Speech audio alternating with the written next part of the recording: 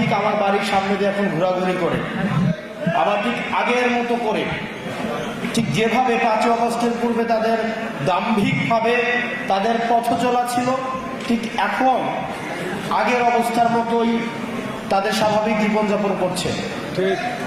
5 আগস্টের পূর্বের আওয়ামী লীগ যেভাবে স্বাভাবিক অবস্থায় জীবনযাপন করত, এখন এসেও স্বাভাবিক অবস্থায় জীবনযাপন করে। এটা আমাদের ব্যর্থতা। এই ব্যর্থতা আসিফ নজরুল স্যারেরও ব্যর্থতা। আমরা ওনার কাছে জানতে চাই, জানুয়ারি মাসে কথা ছিল ট্রাইব্যুনাল 2 গঠন করা, এটা মে মাস, আজকে মে মাসের 16 তারিখ। আমরা স্পষ্টভাবে আপনার কাছে উত্তর চাই, কেন মে মাসে 16 তারিখ হয়ে যাওয়ার পরেও দ্বিতীয় ট্রাইব্যুনাল গঠন হওয়ার কথা থাকলেও এখনো পর্যন্ত গঠন হয় নাই? আমরা আপনার কাছে জানতে চাই, কারা এই হত্যাকাণ্ডের সাথে জড়িত যে আসামিরা রয়েছে, তারা যখন কোর্টে যায় কোন কোন বিচারক তাদেরকে জামিন দিয়ে দেয়, কারা তারা এবং এসবের পিছনে কাদের ইন্ধন রয়েছে, সেগুলোকে আপনি আমাদের সামনে প্রকাশ করুন। আপনি বারবার বলেন যে আপনাকে ভিলেন বানানো হচ্ছে, আপনি বারবার বলেন যে আপনাকে মিসআন্ডারস্টুড করা হচ্ছে। তাহলে যে সত্য ঘটনা, আপনাকে যদি কেউ কাজ করতে না দেয়, আপনাকে যদি কাজ করতে কেউ বাধা দেয়, বা আপনাকে কাজ করতে কেউ যদি কোনো ধরনের প্রেসারে রাখে, সেটা আপনি জাতির সামনে উপস্থাপন করুন। আমরা স্পষ্ট করতে চাই, আওয়ামী লীগের বিচার, খুনিদের বিচার ছাড়া, আপনারা যদি মনে করে থাকেন অন্তর্বর্তীকালীন সরকারের উপদেষ্টারা বিচার ছাড়া আপনাদের অন্য কোনো বড় সংস্কার রয়েছেন, তাহলে আপনারা ভুলের মধ্যে রয়েছেন। খুনিদের বিচার হচ্ছে এই অন্তর্বর্তীকালীন সরকারের উপদেষ্টাদের প্রধান এবং প্রথম সংস্কার। আমরা এই সংস্কারটিকে প্রথমেই দেখতে চাই। এই পাশ থেকে একটা স্লোগান আসছে, আমি এই স্লোগানটার বিরোধিতা জানাই। নির্বাচন না সংস্কার, এই স্লোগানটা সমস্যাজনক স্লোগান। কারণ এই স্লোগানের মধ্য দিয়ে মনে হয় যে আমরা হয় নির্বাচন চাই, না হয় সংস্কার চাই। বিষয়টা এমন না, আমরা দুইটাই চাই। তবে তবে তবে আমরা চাই বিচার হবে, সংস্কার হবে। এই সংস্কার প্রক্রিয়ার মধ্য দিয়ে আমাদের নির্বাচনটা হবে। এখানে আমাদের অভিজ্ঞ রাজনীতিবিদ যারা আছেন, অভিজ্ঞ যারা দীর্ঘ 17-18 বছর ধরে যারা হচ্ছে নির্যাতন নিপীড়নের শিকার হয়েছেন, আমার পরিবারের অনেক মানুষ হয়েছেন 17-18 বছর ধরে, আমরা তাদেরকে বাসায় আসতে দেখি নাই। আমার নানা আছেন এখানে, দীর্ঘদিন ধরে বিএনপি রাজনীতি করছেন, আমরা দেখেছি যে পালিয়ে পালিয়ে দীর্ঘ সময় বেড়াতে হয়েছে।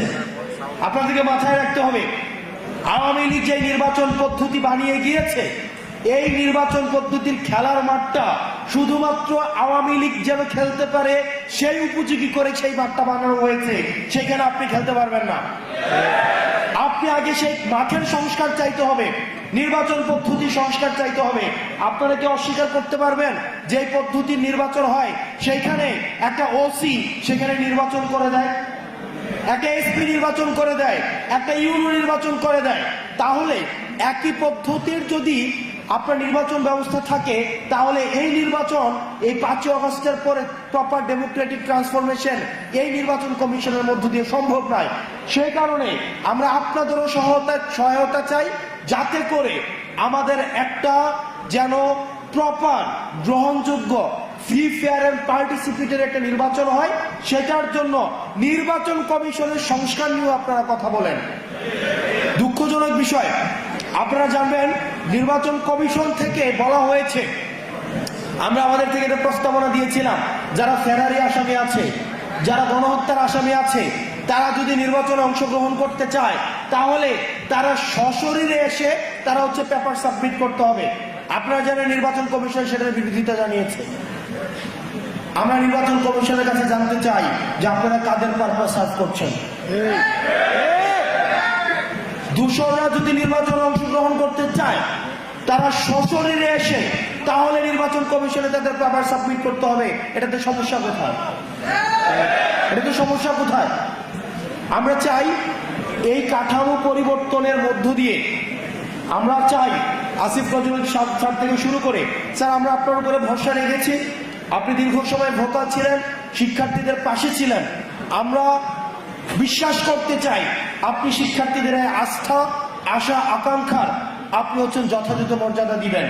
দ্বিতীয়ত, আপনারা ভুলে গেলে চলবে না, আওয়ামী লীগকে আমরা কার্যক্রম নিষিদ্ধ করতে পেরেছি, কিন্তু আওয়ামী লীগকে যারা ডোনার, আওয়ামী লীগের যে ফাইন্যান্স, আওয়ামী লীগের যে অর্থ ব্যবস্থা, সেই অর্থ ব্যবস্থা কিন্তু এখনো পর্যন্ত ইনট্যাক্ট। আমি যেহেতু কুমিল্লাতে আছি, কুমিল্লার অনেক উপজেলা রয়েছে, সেই উপজেলার আওয়ামী লীগের রাজনীতিও এখন আওয়ামী লীগের টাকায় চলে, বিএনপির রাজনীতিও এখন আওয়ামী লীগের টাকায় চলে। এখানে বিএনপির আপনারা যারা রয়েছেন, আপনারা আমাদেরকে শত্রু জ্ঞান করেন না, এটা আমি আপনাদের ভালোর জন্য বলছি। যে কুমিল্লার অনেক উপজেলা রয়েছে যেখানে সব দলের রাজনীতি এখন আওয়ামী লীগের টাকার কাছে বিক্রি হয়ে গিয়েছে। তাই অন্তর্বর্তীকালীন সরকারের কাছে বলতে চাই, এই আওয়ামী লীগের অর্থনৈতিক কাঠামোকে আপনি ইনট্যাক্ট রেখে আপনি কখনোই সংস্কার কার্যক্রম এবং নির্বাচন কার্যক্রম আপনি যথাযথভাবে ঠিক করতে পারবেন না। এবং বিএনপির নেতাকর্মী, ত্যাগী নেতাকর্মীরা এখানে যারা রয়েছেন, আপনারা কি অস্বীকার করতে পারবেন আওয়ামী লীগের যে পরিমাণ টাকা তাদের রয়েছে অবৈধ উপায়ে ইনকাম করা, আপনাকে ফেয়ার ইলেকশনে আপনি সেখানে যথাযথভাবে আপনি কমপ্লিট করতে পারবেন? কোনোভাবেই সম্ভব না। সেই জায়গায় গণতন্ত্রের জন্য, বাংলাদেশের জন্য, পরবর্তী বাংলাদেশের জন্য আমাদের নিজেদের মধ্যে পলিসি নিয়ে আর্গুমেন্ট থাকবে, ডিসকাশন থাকবে, মতবিরোধ থাকবে, কিন্তু সেখানে কোনোভাবেই গণহত্যার দায়ে অভিযুক্ত আওয়ামী লীগকে আমরা কোনোভাবেই স্পেস দিতে পারি না। সেজন্য অন্তর্বর্তীকালীন সরকারের কাছে আহ্বান জানাবো, আওয়ামী লীগের যে অর্থনৈতিক কাঠামো রয়েছে, আওয়ামী লীগের যে সাংস্কৃতিক কাঠামো রয়েছে, আওয়ামী লীগের অপরাধের বৈধতা উৎপাদনের জন্য যে সাংস্কৃতিক বাহিনী রয়েছে, আপনি তাদের সম্পদকে বাজেয়াপ্ত করে সেগুলো জনগণের কল্যাণে সেগুলোকে নিয়োজিত করুন। প্রিয় সহযোদ্ধা,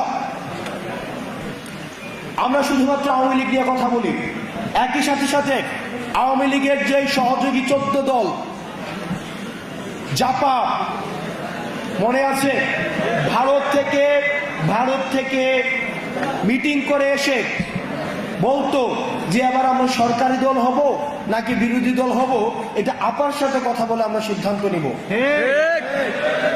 এই যে 14 দল রয়েছে, এই 14 দল নিয়ে অন্তর্বর্তীকালীন সরকারের কি ধরনের চিন্তা সেটা আপনাকে স্পষ্ট করতে হবে। আমরা অন্তর্বর্তীকালীন সরকারকে আমরা সহযোগিতা করতে চাই, কিন্তু আমরা আশাহত অনেক কাজে আমরা এখনো পর্যন্ত বিচার দেখি নাই, এখনো পর্যন্ত আহতদের সম্পূর্ণ পুনর্বাসন দেখি নাই, কর্মসংস্থান দেখি নাই, এখনো পর্যন্ত বিচারের কোনো অগ্রগতি হয় নাই। আওয়ামী লীগ নিয়ে আপনারা যতক্ষণ না পর্যন্ত আমরা রাস্তায় নেমে এসেছি ততক্ষণ পর্যন্ত আমরা আপনাদের কোনো পদক্ষেপ দেখি নাই। সেই জায়গা থেকে আপনাদের কাছে আমাদের অনুরোধ থাকবে, এই ধোঁয়াশাগুলো আপনারা স্পষ্ট করবেন। সর্বশেষ এই বিষয়ে আমাদের কথা হচ্ছে যে অন্তর্বর্তীকালীন সরকার অনেক ক্ষেত্রে কম্প্রোমাইজিং। মানবিক করিডোর নিয়ে আপনি আপনাদের অবস্থান স্পষ্ট করবেন।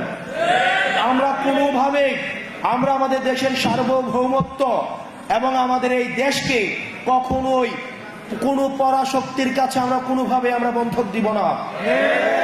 আমাদের এই দেশ ভারতের নয়, ভারতের আধিপত্য থাকবে না, এখানে পিন্ডির আধিপত্য থাকবে না, এখানে কোনো মার্কিন আধিপত্য থাকবে না, কোনো পরাশক্তির আধিপত্যের ক্ষেত্র এই বাংলাদেশকে আমরা কোনোভাবেই হতে দিব না।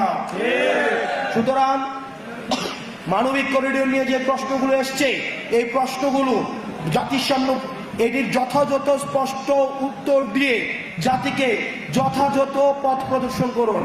এবং এই মানবিক করিডোর নিয়ে অন্তর্বর্তীকালীন সরকারের অবস্থান আমরা স্পষ্ট একটা অবস্থান দেখতে চাই, ধোঁয়াশার মধ্যে আমরা থাকতে চাই না। এবার এই প্রোগ্রামটি করা হয়েছে বৈষম্য বিরোধী ছাত্র আন্দোলনের ব্যানারে। বৈষম্য বিরোধী ছাত্র আন্দোলন 5ই আগস্টের পর থেকে আমরা নিরলসভাবে চেষ্টা করছি, আমি এই সংগঠনের আহ্বায়ক ছিলাম, আমরা চেষ্টা করছি এটাকে রিঅর্গানাইজ করা, কিভাবে প্রোপিপল করা যায়। আমাদের অনেক সীমাবদ্ধতা রয়েছে, আমরা চেষ্টা করছি। আপনাদের কাছে আহ্বান থাকবে, বৈষম্য বিরোধী ছাত্র আন্দোলনের ব্যানারটা এটা যেন কোনোভাবে এটাকে কেউ ব্যক্তিভাবে, প্রশাসনিকভাবে আমরা অনেক দুঃখজনক খবর পাই, এই বৈষম্যবিরোধী ছাত্র আন্দোলনের ব্যানারকে ব্যবহার করে অনেকে তদবির কাজে জড়িয়ে গিয়েছেন। মনে রাখতে হবে, বৈষম্যবিরোধী ছাত্র আন্দোলন সহ এই গণঅভ্যুত্থানে যারা জড়িত, আপনাদের কাজ তদবির করে প্রশাসনে দরজায় ঘোরা না। আপনাদের প্রতিনিধি হিসেবে, এই গণঅভ্যুত্থানের প্রতিনিধি হিসেবে দুইজন ছাত্র উপদেষ্টা রয়েছেন। আমরা আপনাদেরকে অনুরোধ করব, যাতে করে আপনাদের বিরুদ্ধে কোনো ধরনের নেতিবাচক মতামত দেওয়া যায় বা মন্তব্য করা যায় এমন কোনো কর্মকাণ্ডে আমরা কখনোই জড়িত হব না। সেজন্য প্রশাসনকে বা স্থানীয় সরকারকে যদি আমরা কোনোভাবে সহায়তা করতে পারি আইন শৃঙ্খলা রক্ষা করার ক্ষেত্রে, আমরা আইন শৃঙ্খলা রিস্টোর করার ক্ষেত্রে তারা যদি আমাদের হেল্প চায় তাইলে আমরা হেল্প করব, নচেত আমরা কোনো কাজে ইন্টারফেয়ার করা থেকে বিরত থাকবো। 2 নম্বর বিষয়, আপনারা একটু রিঅর্গানাইজ করতে হবে নিজেদেরকে। আপনারা শিক্ষা প্রতিষ্ঠানগুলোতে যান, সাধারণ মানুষের কাছে যান, তাদের কি প্রয়োজন সেটা শোনার চেষ্টা করেন। আহত শহীদ পরিবারের কাছে যান, আহত শহীদ পরিবারের চিন্তাগুলোকে, আহত শহীদ পরিবারের কষ্টগুলোকে, তাদের প্রয়োজনগুলোকে, তাদের প্রত্যাশাগুলোকে প্রাপ্তির মধ্য দিয়ে একটা যুগপথ মিলনের আপনারা চেষ্টা করেন। এবং আপনাদের প্রথম এবং প্রধান এখন বর্তমানে কাজ হচ্ছে আহত শহীদ পরিবারের প্রয়োজনগুলোকে পূরণ করা। 2 নম্বর, বিচার এবং সংস্কারকে যাতে ত্বরান্বিত হয় সেই দাবিগুলোতে নিয়ে আপনাদের কথা বলা। দুঃখজনক বিষয়, আপনাদেরকে যখন দেখি বা আপনাদের বিভিন্ন বিষয় যখন আমাদের কাছে আসে যে আপনারা বিভিন্ন বিষয়ে, হয়তো সবাই না, কিছু কিছু মানুষ নিজ স্বার্থ হাসিল করার জন্য এই কাজগুলো করছেন, তখন এই বিষয়গুলোকে আমাদেরকে অনেক বেশি আশাহত করে। তা আপনারা এই বিষয়গুলোতে সচেতন থাকবেন। সর্বশেষ, আমাদের আগামী আর 26 দিনের মধ্যে এই অন্তর্বর্তীকালীন সরকার আমাদেরকে কথা দিয়েছেন যে 26 দিনের মধ্যে আমাদের জুলাই ঘোষণাপত্র দিবেন। আমরা এই বিষয়ে ওয়াচফুল হয়েছি। আর 26 কর্মদিবসের মধ্যে যদি জুলাই ঘোষণাপত্র না আসে এবং জুলাই ঘোষণাপত্রে যদি এই জুলাই ঘোষণাপত্রে আমাদের আকাঙ্ক্ষার প্রতিফলন না ঘটে, তাহলে কিন্তু আবার আমরা রাস্তায় নামতে বাধ্য হব। প্রিয় সহযোদ্ধা, আমাদের নিজেদের মধ্যে ঐক্যবদ্ধ থাকতে হবে। এখানে বিএনপি রয়েছেন, জামাতে ইসলামী রয়েছেন, ইসলামিক আন্দোলন, খেলাফত মজলিস থেকে শুরু করে ফ্যাসিবাদ বিরোধী যে রাজনৈতিক দলগুলো রয়েছে, আপনারা এখানে রয়েছেন। আপনাদেরকে মাথায় রাখতে হবে, আমাদের ঐক্যে যদি ফাটল ধরানো যায় তাহলে লাভটা কার? আমাদের ঐক্য যদি ফাটল ধরানো যায় তাহলে লাভটা হচ্ছে যারা এই দীর্ঘ 1.5 দশকের বেশি সময় ধরে আমাদেরকে শাসন করেছে, শোষণ করেছে, তাদের লাভ। সেজন্য যে কোনো মূল্যে আমাদের ঐক্যবদ্ধ থাকতে হবে। বিশেষ করে কুমিল্লার প্রশ্নে, কুমিল্লার উন্নয়নের প্রশ্নে, অগ্রগতির প্রশ্নে আমরা প্রত্যেকটি রাজনৈতিক দল আমাদের রাজনৈতিক বোধ বিবেচনার ঊর্ধ্বে উঠে কুমিল্লার প্রশ্নে আমাদের ঐক্যবদ্ধ থাকতে হবে। এবং একটা দুঃখজনক বিষয় যে আমি যখন বিভিন্ন জায়গায় যাই, মানুষ আমাকে বিভিন্ন বিষয়ের দাবিগুলো জানায়, তো আসলে কি ওই ধরনের ক্ষমতা আমার নাই। আসলে এই যে আমার কাছে মনে হয় আসলে যদি আমার এত ক্ষমতা থাকতো, আমার রেসপন্সিবিলিটি আছে কিন্তু আমার কোনো অথরিটি নাই। এই জুলাই গণঅভ্যুত্থানের পরে মানে এটা খুবই কষ্টের একটা বিষয়, রেসপন্সিবিলিটি উইদাউট অথরিটি।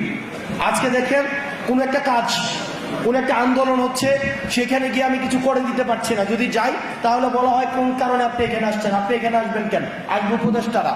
আবার যদি না যাই তাহলে আপনি আসলেন না কেন। মানে এটা হচ্ছে এক ধরনের, মানে এটা একটা খুব পেইনফুল একটা বিষয়। আপনার রেসপন্সিবিলিটি থাকে কিন্তু অথরিটি থাকে না। তো সেই জায়গা থেকে যে দাবিগুলো এসছে কুমিল্লার বিষয়ে, এই বিষয়গুলো নিয়ে ইতিমধ্যে আমরা কাজ শুরু করেছি। আমরা বিশ্বাস করি, আমরা ভরসা রাখতে চাই এই নির্বাচনের আগেই এই অন্তর্বর্তীকালীন সরকারের অধীনেই কুমিল্লা নামে এই বিভাগ হবে এবং আমরা আপনাদেরকে সাথে নিয়েই আমরা এই কুমিল্লা নামে বিভাগ করব। দ্বিতীয়ত, যে ইনফ্রাস্ট্রাকচারাল যে বিষয়গুলো রয়েছে, এয়ারপোর্টের কথা, ইপিজেডের কথা, কর্মসংস্থানের কথা, এই বিষয়গুলো এগুলো হচ্ছে ডুয়েবল, এগুলো হচ্ছে প্র্যাগম্যাটিক দাবি এবং এই বিষয়গুলো হচ্ছে পর্যালোচনার মধ্যে রয়েছে। আমরা আশা করি এগুলো হচ্ছে ধাপে ধাপে হয়ে যাবে। দিন শেষে আমাদের কুমিল্লা মাথায় রাখতে হবে, কোনো কারণে যদি আওয়ামী লীগ ফেরত আসে, কুমিল্লাকে একটা আলাদা স্টেট বানায় দিয়ে আমাদেরকে আলাদা করে দিবে। এটা আপনাদেরকে নিশ্চিত থাকতে পারেন। কারণ কুমিল্লা হচ্ছে হাসিনার এবং হাসিনার বাবার দুইজনের দিবা এবং রাত দুইটারই হচ্ছে দুঃস্বপ্ন ছিল হচ্ছে কুমিল্লা। এবং আমরা কুমিল্লার দলমতের ঊর্ধ্বে উঠে একই সাথে সাথে এটাও সত্য, কুমিল্লার মানুষ অন্যায়ের বিপক্ষে যারা সামনে থেকে নেতৃত্ব দেয়, একদম ইতিহাসের প্রত্যেকটি স্তরে স্তরে কুমিল্লার মানুষ ব্যক্তি স্বার্থের ঊর্ধ্বে উঠে আমরা সামনে থেকে নেতৃত্ব দিয়েছি। আবার একই সাথে সাথে এটাও সত্য, বলেছে আমরা নেতৃত্বের সময় আমরা সামনে থেকে, কিন্তু প্রাপ্তির সময় আমরা থাকি না। কারণ আমরা অন্যান্য জেলার মতো হয়তো তদবির বা এই বিষয়গুলো নিয়ে আমাদের নিজেদের মধ্যে সংকোচ ফিল হয়। আমরা যখন দেওয়ার সময় আসে তখন সারা দেশটাকে একসাথে ভাবি। সেই জন্য আমরা চিন্তা করে আমাদের একটা অন্তর্ভুক্তিমূলক উন্নয়ন হোক, আমাদের কুমিল্লাকে নিয়ে যেমন ভাবতে হবে, সারা দেশকে নিয়ে তেমন ভাবতে হবে। আমরা একসাথে আমরা আমাদের প্রত্যাশিত বাংলাদেশ গড়ব। এই প্রত্যাশিত বাংলাদেশ গড়ার পূর্বে আমাদের যে কাজটি করতে হবে, আমাদেরকে ঐক্যবদ্ধ থাকতে হবে। সর্বশেষ আমাদের যে জগন্নাথ বিশ্ববিদ্যালয় যেটি হচ্ছে, আমরা বারবার করে দেখছি জগন্নাথ বিশ্ববিদ্যালয়কে আমাদের অনেক সহপাঠী ওখানে রয়েছে, আমার শিক্ষার্থী ওখানে রয়েছে, আমাদের সিনিয়র ভাইরা ওখানে রয়েছে। আমরা দেখেছি জগন্নাথ বিশ্ববিদ্যালয়কে সব সময় একটা হচ্ছে মূলা ঝুলিয়ে দেওয়া হয়। একদম আমরা দেখেছি শুধুমাত্র এই সরকারের সময় না, আগের সরকার থেকে আমরা দেখেছি। এই অন্তর্বর্তীকালীন সরকারকে বলবো, এই তালবাহানা না করে এই 20,000 শিক্ষার্থীর যে দাবি রয়েছে, তাদের দাবি খুবই মৌলিক দাবি। তাদের হল লাগবে, তাদের হচ্ছে থাকার জায়গা লাগবে, শিক্ষার সুন্দর পরিবেশ লাগবে। এই দাবিগুলোকে তালবাহানা না করে আপনারা খুব দ্রুততম সময়ের মধ্যে তাদের সাথে বসে এই দাবিগুলিকে সমাধান করে দিন, না হলে এই সমস্যাটি দিন দিন ঘনীভূত হবে। আপনারা ভালো থাকবেন, সুস্থ থাকবেন, আপনাদের সাথে দেখা হবে